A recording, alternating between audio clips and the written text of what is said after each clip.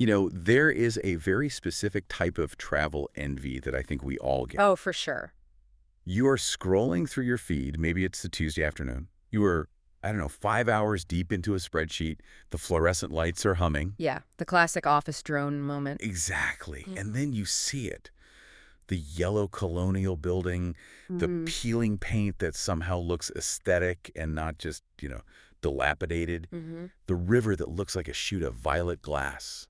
And you just think, I need to be there. I need to be in Campo. It's the golden hour filter. It's incredibly powerful. It works every time. It does. And the caption is always something like, found this untouched gem in Cambodia, time stands still here. Right. And immediately your brain just starts planning. Yeah. Think, okay, next year, that's it. I'm booking a flight. It's a very, very seductive narrative. And look, for a long time, specifically around, say, 2018 or 2019, that narrative was pretty close to the truth. It was real. It was. I mean, Campo really was this sleepy, dusty riverside town where you could get a happy pizza, lie in a hammock for 3 weeks, and completely, lose track of a decade. But, and this is a huge but, we're not here to talk about the 2018 version of Campo. No. We have a stack of reports, Mm-hmm. a ton of forum scrapes, and on-the-ground data from early 2026.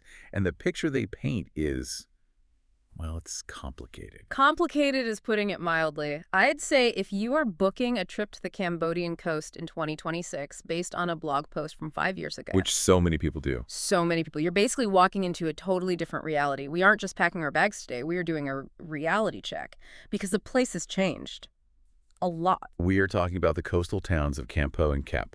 And the headline from all this data, it seems to be this massive tension. Mm. On one side, you have this rapid, almost aggressive development, new roads, spiked prices, modern infrastructure popping up. Mm-hmm. And on the other side, you have this lingering soul of the place. The pepper farms, the smell of wet earth, the silence.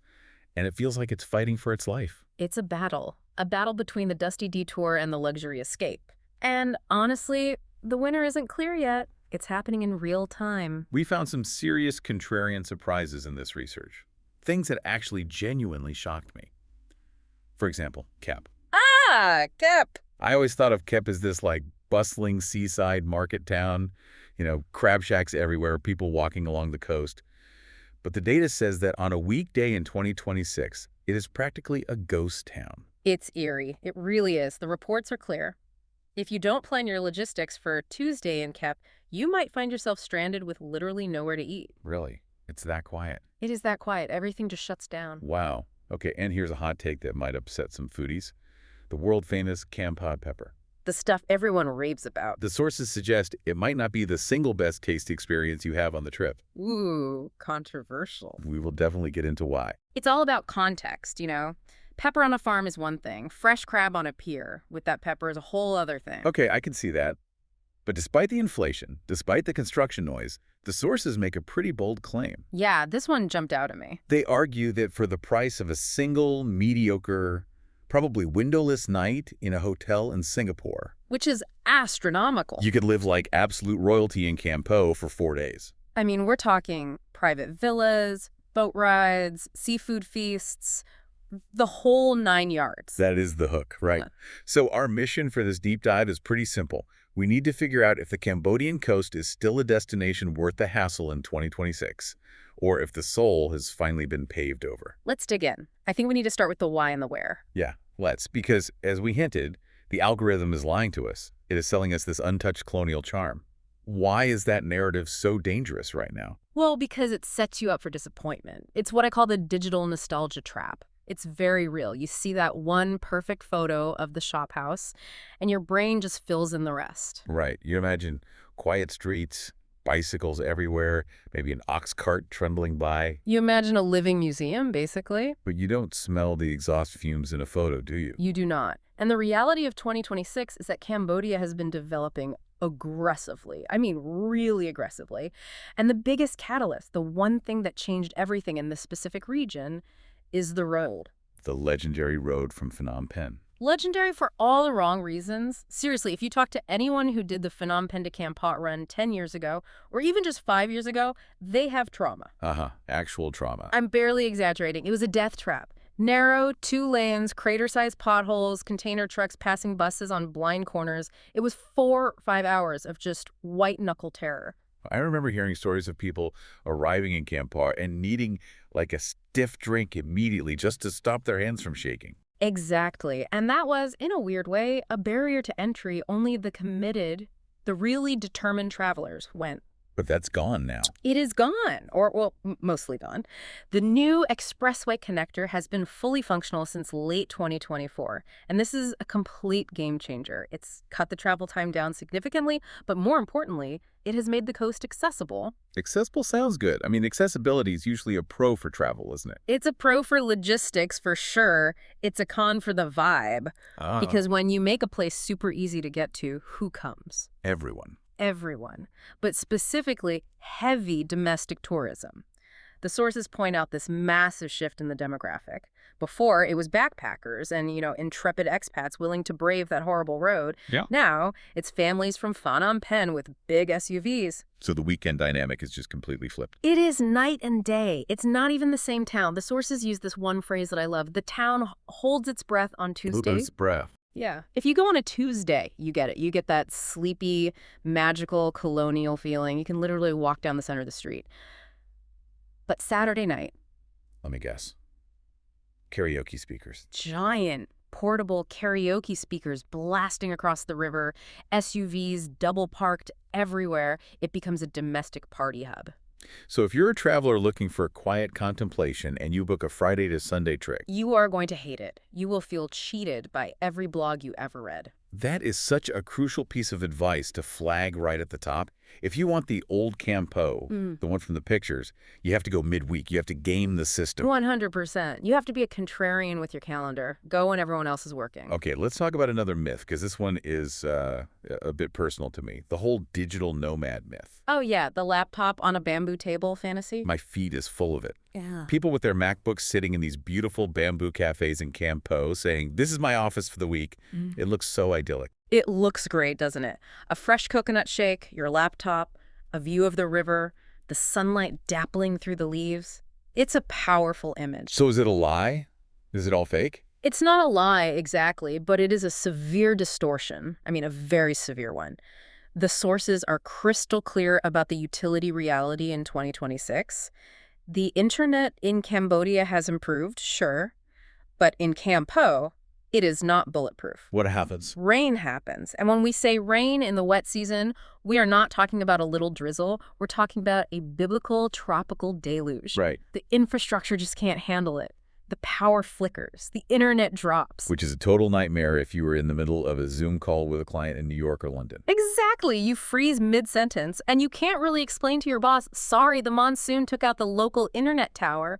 Well, you can, but it doesn't look professional. You just look like a flaky backpacker. And there's another detail in the reports about the soundscape of these cafes because, photos are silent. Right. This is so important. The camera frame on Instagram is very, very tight. You see the artisanal coffee and the bamboo table. If you just panned that camera, say, 2 inches to the left, You'd see a construction site. you would almost certainly see a construction site. Jackhammers. Jackhammers, angle grinders, cement mixers. Kampot is a town under construction. It is experiencing major growing pains. So those beautiful aesthetic cafes are often right next to a site where they are tearing down a charming old building to put up a big concrete hotel. So it's not a silent co-working paradise. Not at all. It's loud and it's dusty. So the takeaway is manage your expectations.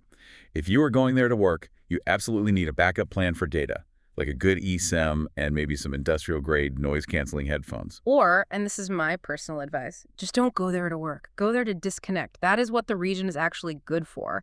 Don't try to force productivity onto a town that is fundamentally designed for hammocks. That's fair. Let's clarify the geography a bit, because I think a lot of people, myself included, kind of treat Kampot and Kep as one single blob on the map. Yeah, they get lumped together. They're close, but they're totally different vibes. Oh, they're about 25 minutes apart by road, but they might as well be on different planets in terms of atmosphere. Okay, break it down for me. Kampot is. Kampot is the hub. It's on a river, not the ocean. Mm-hmm. That is a really key distinction people miss. The Prek Tukchu River. This is where all the energy is. Hostels, bars, tour operators, dozens of restaurants. If you want to meet people, if you want a cocktail, if you want variety, you stay in Kampot. And Kep? Kep is coastal. It faces the Gulf of Thailand. But the analogy the sources use is just perfect. Kampot is for socializing. Kep is for disappearing. Disappearing. Yeah. That sounds a little ominous. It can be. Kep is incredibly spread out. It's sleepy. I mean, deeply sleepy. It was historically the destination for wealthy Cambodians to drive down from the city, eat a massive seafood feast at the crab market, and then just relax in their villas. So it wasn't designed for tourists. Not for the backpacker looking for a pub crawl, no. So if you go to a King Kep looking for a party, You will be the only person awake at 9:00 p.m. I promise you. You will be sitting in your bungalow listening to the geckos scream. which I have to say sounds lovely, but only if you know that is what you are signing up for. Precisely. If you show up expecting a beach party, you will just feel stranded and bored. There's a term the report used to describe the economic shift happening here that I found really interesting. They called it the pivot economy. Yes. What does that actually mean for the traveler on the ground? This is fascinating from a sociological perspective. For a long time, and let's just be blunt about it, Kampot was famous for two things. Yeah. Cheap pot and happy pizzas. Right, the backpacker cliche, the tie-dye pants and dreadlocks brigade. Exactly. It attracted a very, very specific demographic, but the government and the local businesses, they're trying to pivot away from that. They want high-value tourism. They are pivoting toward boutique resorts, high-end agritourism, fancy eco-villas. They want the yoga retreat crowd, not the full moon party crowd. They want the $200 a night crowd, not the $10 a night crowd. But here is the friction point, and this is what you will absolutely feel on the ground in 2026. All right. You can build a beautiful luxury eco-villa. You can import Italian linen sheets. You can hire a French chef to make you a 5-course meal. Good. But you cannot fix the municipal sewage system overnight. You cannot pave all the crumbling side roads instantly. So you end up with this bizarre situation where the luxury upgrades are completely outpacing the public infrastructure. The luxury with grit concept. That is it, exactly. There. You might be staying in a stunning resort, absolute 5-star design, really beautiful, but to get there, you have to bounce down a muddy pothole dirt track for 20 minutes. Right. And you might smell burning trash on the breeze while you are sitting by your private infinity pool. That is such a specific and jarring travel experience. It feels very Southeast Asia in transition. It is. It's the definition of it. And if you are not ready for that contrast, if you expect, say, Singapore-level manicured perfection, you're going to be really upset. But if you embrace the grit as part of the texture of the place, it is actually kind of charming. It feels real. Okay, so we have set the scene. We know the context. It's 2026. The roads are fast, but the town is crowded on weekends. The digital nomad dream is a bit shaky, and the luxury is a bit dusty. I want to talk about the arrival. What happens when we actually step off the bus in Kampot? Okay, so imagine you're coming from Phnom Penh. Phnom Penh is just intense. It's all exhaust fumes, noise, concrete. When you step out of the minivan or the bus in Kampot, the very first thing that hits you is the air. The report describes it as heavy, humid, and green. I love that description. It's so accurate. It's distinct. It smells like damp vegetation and river water and earth. It is a total sensory reset. But then you look up and you see the landmark. The Durian Roundabout. You cannot miss it. It is a giant, slightly kitschy statue of a durian fruit right in the middle of a traffic circle. It really does act as the center of the universe there. I love that a fruit is the town's mascot. Yeah. It's so specific.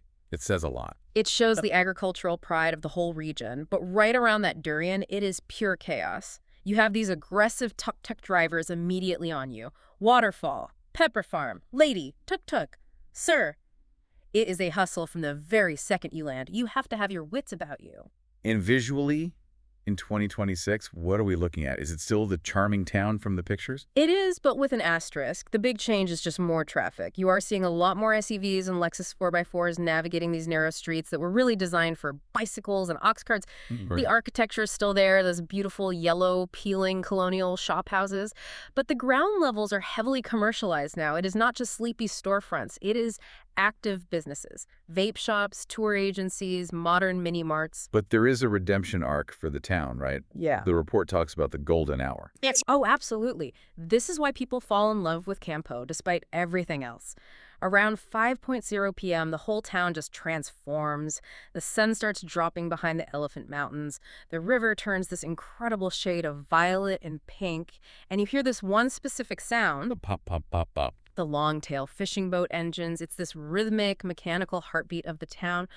If you are sitting by the river with a beer at that hour, all the dust and the traffic noise and the construction, it just seems to fade away, and you get it. You understand the magic, you forgive the traffic. Now let's contrast that arrival with Kep. You said Kep feels like a ghost town. It is a stark, almost shocking contrast. You drive 25 minutes and suddenly the roads are wide and completely empty. Kep has this really eerie atmosphere. There are these burned out shells of mansions from the 1960s, from the golden age of Cambodia. These were the vacation homes of the elite, right? Yeah. Before the war. Yes. Before the Khmer Rouge, they were destroyed or abandoned during the war, and many were just never rebuilt. They are just standing there, these concrete skeletons, black with mold, being completely reclaimed by the jungle.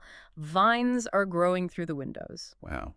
That sounds incredibly atmospheric, but also a bit spooky. It is. It is hauntingly beautiful. But the practical realization hits you very, very fast. Wait a minute, I am stranded. How so? Kep is so spread out. In Kampot, you can walk around the central town area.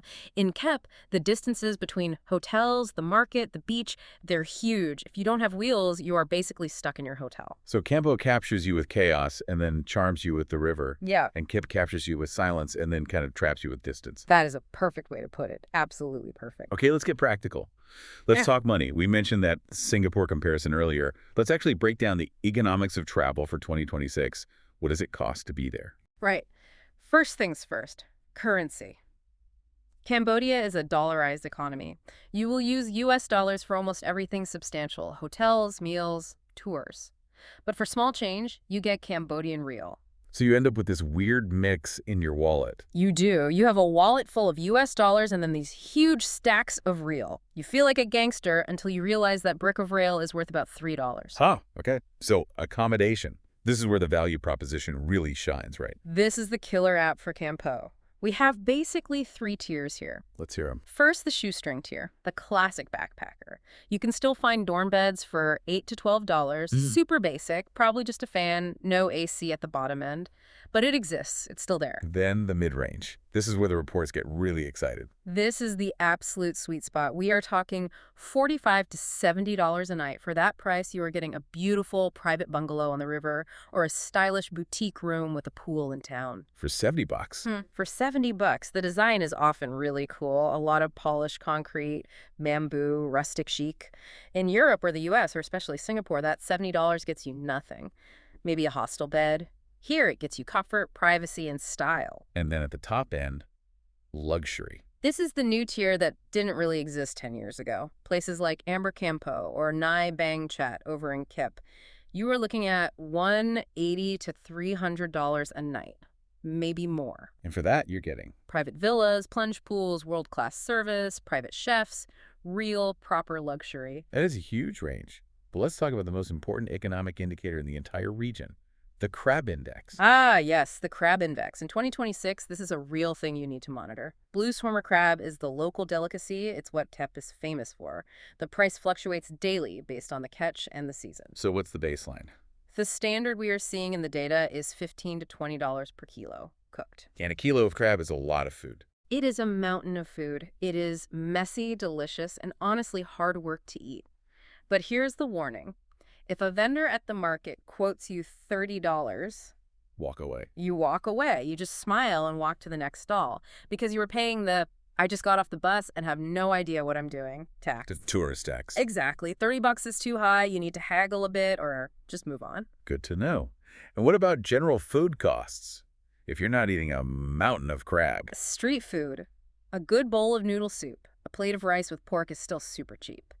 $2.50 to $4. But if you go to those Western cafes we mentioned earlier, be prepared to pay European prices. Like what? An avocado toast and a flat white will easily run you $12. Which feels so jarring when the noodle soup next door is $2. It does. It's a bit of a shock. Yeah. But you're paying for the air conditioning and the cost of importing avocados and espresso beans. So if we were to break this down into daily budgets per person, what are we looking at? Okay, so the budget scraper can definitely survive on $35 a day. That's street food, local beer, staying in a dorm. Totally doable. Okay. The comfort cruiser, which I honestly think is the best way to do this trip, is looking at about $75 a day. And that gets you. That gets you the nice bungalow, the crab dinner, a few cocktails, and private tuk-tuks to get around. It's comfortable without being extravagant. And the Lux Traveler. $180 a day and up. Easily. Private villa, spa treatments, private car. The report makes an interesting value comparison to neighboring countries. Yes. They argue that for that mid-range sweet spot, Campo offers better value and frankly better service than Thailand right now. You get more space and a more personal experience for your money. And versus Vietnam. It is more expensive than Vietnam. Vietnam is still incredibly cheap, but Campo offers a unique vibe that Vietnam doesn't quite have. It is less efficient, but it's more soulful, more laid back. Okay, let's save our listeners some major headaches. Let's get into the logistics section. We have some planning traps to avoid. These are so important. Trap number one, and it's a big one, is the private taxi scam. Oh, I hate this one.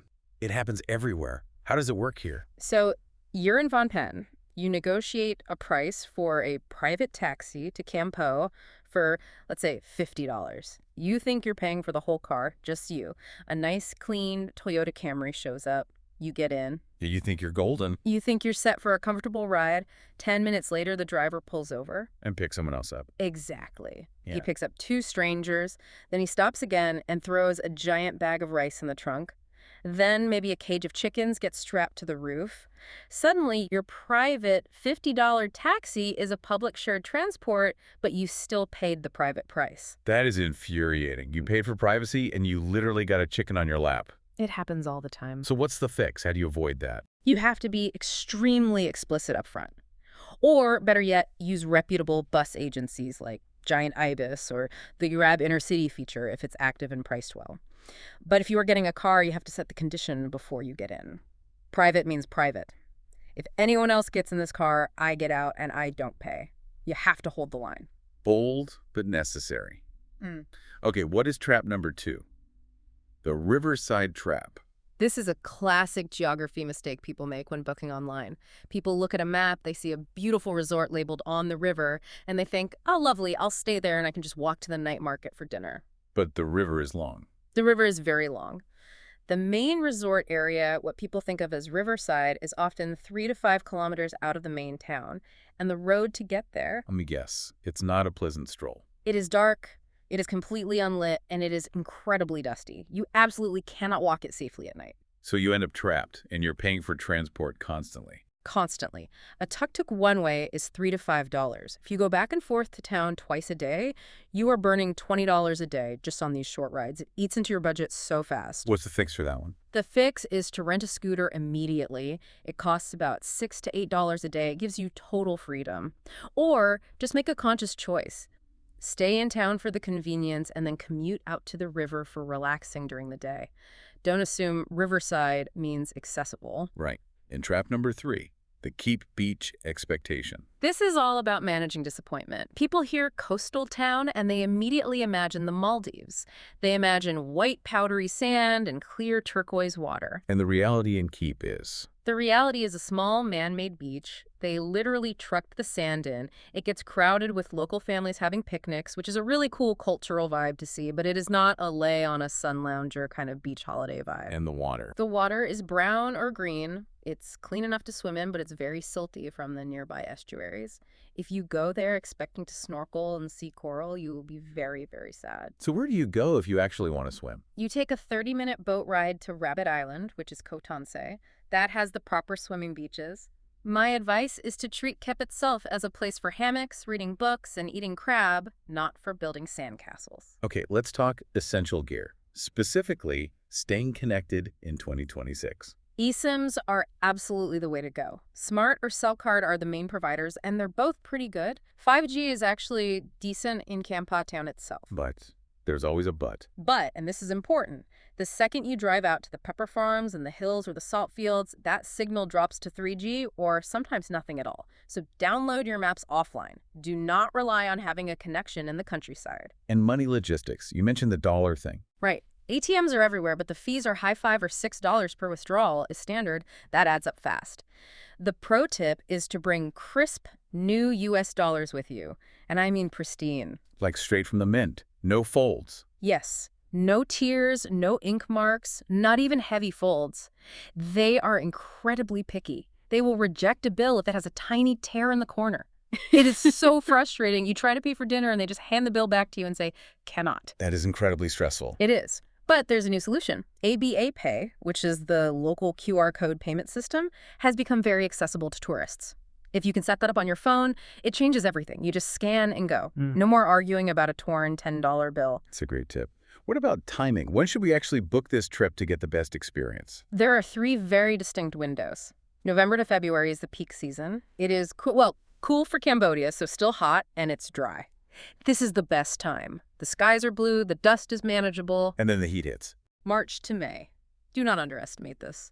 The reports say it gets to 40 degrees Celsius. That is 104 Fahrenheit. It is unbearable, oppressive heat. You will just be hiding in air-conditioned rooms. You won't want to go outside.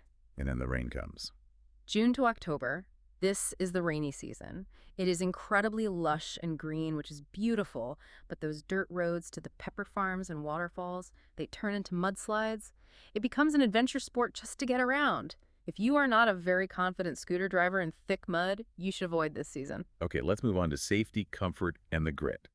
We talked about the roads being a logistical trap, but they are also a major safety risk, aren't they? This is the #1 risk in the region, without a doubt. The roads are a total patchwork. You will have a stretch of beautiful new tarmac, and then suddenly, with no warning at all, a crater-sized pothole, or a patch of loose gravel on a sharp corner. The report mentioned the Kampot tattoo. That is the local slang for the bandages you see on tourists' knees and elbows. You see it on people everywhere in town. It is from sliding out on a scooter on that gravel. It's a very common injury. And the advice in the reports is pretty blunt. Do not learn to ride a motorbike here. Absolutely not. This is not a learning environment. The mix of SUVs driving too fast, the potholes, the chickens running across the road, and the random patches of sand and gravel makes it advanced terrain. If you aren't confident, hire a driver. It's not worth ruining your trip with a broken collarbone. What about other environmental hazards? We mentioned the dust earlier. The dust is relentless in the dry season. It's this fine, red dust. It gets into your hair, your teeth, your luggage. You just feel gritty all the time. You take a shower, and the water running off you is red. The animals. Any issues there? Stray dogs, specifically near the salt fields and on the outskirts of town. At night, they can be very territorial. They form packs, and they will chase you. The advice is simple. Do not walk or cycle on the dark back roads at night. Take a tuk-tuk. For some reason, the dogs respect the authority of the tuk-tuk. They do not respect a bicycle. What about medical safety? If something does go wrong? The facilities are very basic. If you have a tummy bug or need some bandages, the local pharmacy is fine. If you have a serious scooter accident, you are in real trouble. You will need to be evacuated to Phnom Penh, or more likely to Bangkok. So insurance is completely non-negotiable. It must cover medical evacuation. Do not skip this. I cannot stress that enough. If you need a helicopter to get you to a proper hospital, you do not want to be paying for that out of your own pocket. On a personal safety level, specifically for women traveling, how does the region rate? Generally, Kampot Town itself feels very safe. The locals are respectful. There's a big, watchful expat community. It feels fine. Kep, however, because it is so desolate and dark at night, it feels different. Not dangerous, but... Not necessarily dangerous, but it feels very isolating. I wouldn't recommend walking alone on those dark coastal roads there after dark just because, well, there's no one there. It's just you and the jungle and the sound of the waves. Okay, we've covered the grit. We've scared people about the roads and the dust and the dogs. Now I want the soul. The report talks about these magic moments. This is why we go, right? This is the payoff. Despite the dust and the potholes and the scams, there are these moments that just stop you in your tracks and make it all worthwhile. What was the standout moment for the researchers? What's the one thing you have to do? The salt fields at sunrise. You have to drag yourself out of bed, take a scooter out before the heat kicks in. It is absolutely silent. You see the workers, mostly women, raking the salt into these perfect white pyramids. And the light must be incredible. The water in the salt pans reflects the sky. It turns these incredible shades of pink and orange. And the only sound you hear is the gentle crunch of the salt rakes on the salt. It's incredibly meditative. It feels like you've stepped into a different century. And the ultimate food experience. We teased earlier that the pepper farm itself wasn't the peak. Right. The pepper farm tours are interesting. You learn about the plant. It's cool. But the ultimate meal, the peak experience, is at the Kep crab market. You go to the market, you buy a kilo of live blue swimmer crabs straight from the crab traps in the sea. Okay. You walk it 5 feet over to a local cook, you pay them $2, and they fry it up right there in a giant wok with handfuls of fresh, green Kampot pepper sprigs. The fresh green pepper is totally different from the dried black stuff we get at home, right? Completely different world. It's not dried yet. It's soft and it pops in your mouth. It's herbal and floral and spicy all at once. You sit on a wooden pier eating this crab with your hands, throwing the shells into a bucket. It is messy, it's visceral, and it is absolutely unforgettably delicious. That is the soul of the region on a plate. Wow. And there's a storm story in the notes as well. Yes. This is another one. Watching a thunderstorm roll in over Bokor Mountain. You just find a little hidden river bar, get a cold Angkor beer, and watch the weather. The temperature drops 10 degrees in 5 minutes. The clouds just consume the mountain. It's this incredible display of nature's power. It makes you feel very small, in a good way. But it is not all magic. Yeah. We have to be honest about the disappointments. What are the things that people get hyped for that are actually a letdown? Bokor Mountain itself is often a big letdown. People hype it up as this ghost city, but honestly, in 2026, it is mostly just a giant construction site. Huge, soulless, new Chinese-owned hotels and casinos are being built. The famous old casino has been renovated, and it's lost all of its spooky, abandoned charm. And the view. Plus, it is often completely covered in fog with zero visibility. You can drive an hour all the way up there and see nothing but a wall of gray mist. And the other big one, Yeah. the trash. It is a reality of much of Southeast Asia, and Kampot is not immune. You might hike to a beautiful waterfall, and then you'll see a pile of plastic bottles and styrofoam containers cluttering the rocks. It is heartbreaking. You have to learn to look past the litter to see the beauty, which is a mental effort some people don't want to make on their vacation. And that's fair. So if that sounds like too much work or just not the right vibe for someone, what are the alternatives? The matrix of choices, as the report calls it. Okay, so if you want that authentic Sleepy River vibe that Kampot used to have, say, 15 years ago, go to Craty. It's further north. It is very sleepy. You can see the rare Irrawaddy river dolphins. It is probably 20% cheaper than Kampot. But what's the catch? The food scene is very, very basic. No avocados there, Yeah. no espresso machines. You're eating local food, which is great, but there's not much variety. What if you just want to do absolutely nothing in a hammock? The Ultimate chill. 4,000 islands in Laos, specifically an island called Don Det. There are no cars, just bicycles and water buffalo.